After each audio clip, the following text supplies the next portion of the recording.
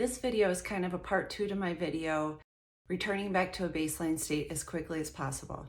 So sometimes what the body needs to let go after a triggering experience or release that defensive energy that it's holding is actually an experience of you defending yourself. Your body has just processed something as a threat, and if it didn't register you doing anything to attack or get away from the threat, then it's not going to seem very safe to let go or to relax. So it stays in a defensive physiological state, ready for that threat to come back. And that's partly because the language of this part of the body and brain is more physical or somatic. So you just cognitively saying, that's over, or let go, relax, is probably, sounds to it like wah, wah, wah.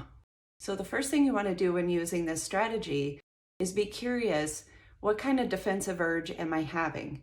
So if you could let your body just do what it felt like doing, not worrying about any negative consequences, what would that be? Does your body want to push, punch, kick, curl up and hide, or run away?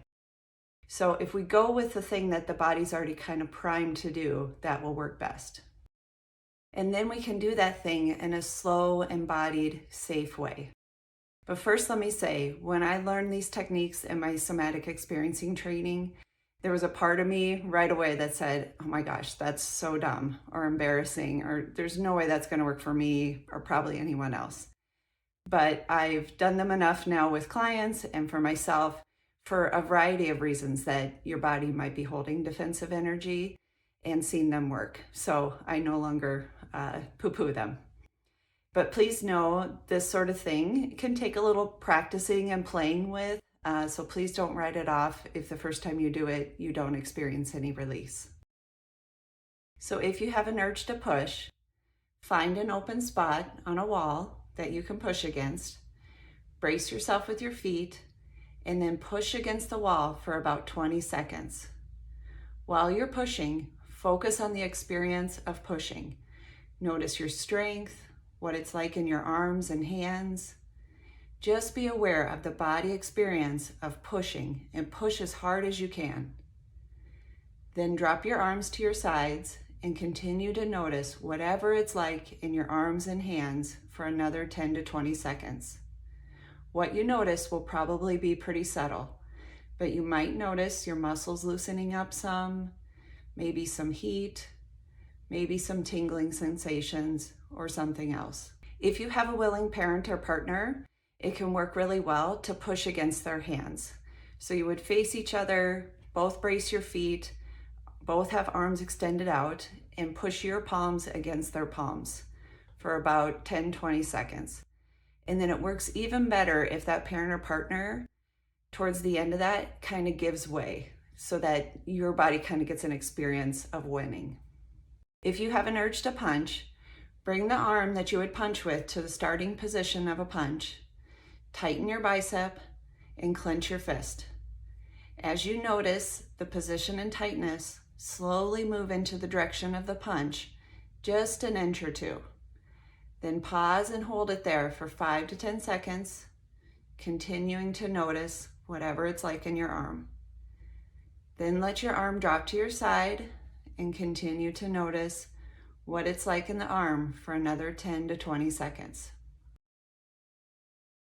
If you feel the urge to curl up and hide, slowly move into that position, only an inch or two, noticing your body as you slowly move into it.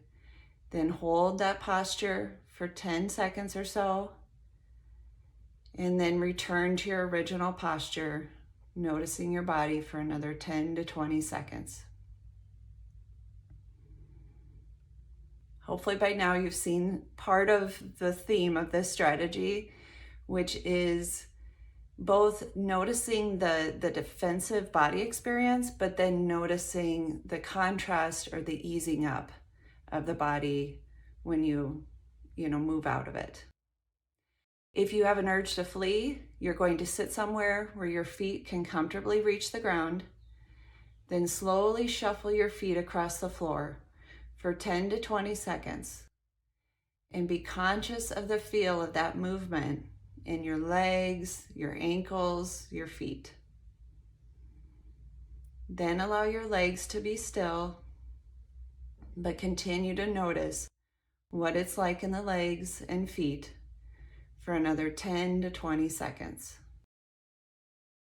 If you have an urge to kick, hopefully you can find a neat little spot like I have in my house here and brace one leg, support it with another wall, or maybe, just really supportive shoes you can use. And then bring your leg up, push it into the wall as hard as you can in that kicking position, and holding it there for 10 to 20 seconds, and then standing back up, but continuing to notice whatever it's like in your legs and body for another 10 to 20 seconds. Please know I'm not suggesting that you do this every time you get triggered, especially if your triggers are ones that happen frequently. But I am suggesting that you do something to release the defensive energy in your body and help your nervous system switch over to a state of relaxation at least once a day. So perhaps you do something like this when you're transitioning from your work or school day into your evening, or perhaps you do it following the most triggering time of your day. You can learn more about this strategy and other techniques and strategies in my book, Demystifying Misophonia.